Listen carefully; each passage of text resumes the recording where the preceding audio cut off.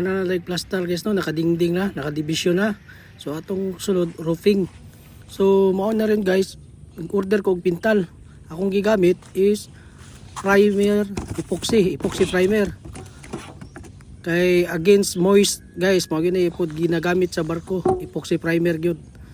Ako na lang nagpakyaw sa pintal kay makasave ta sa atong suhol.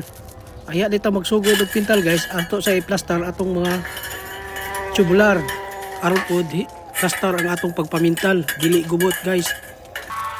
Ako na lang naginahinay plaster ni guys kay wala man tay kasuhol. Purot na wala na atong kwarta.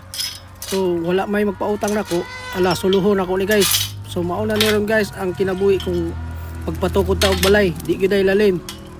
Naumalit tag plaster guys no, inom tag tubig ay astang kuhawa inita ni kayo guys, nagkuta na isa kayo si wala na relax no.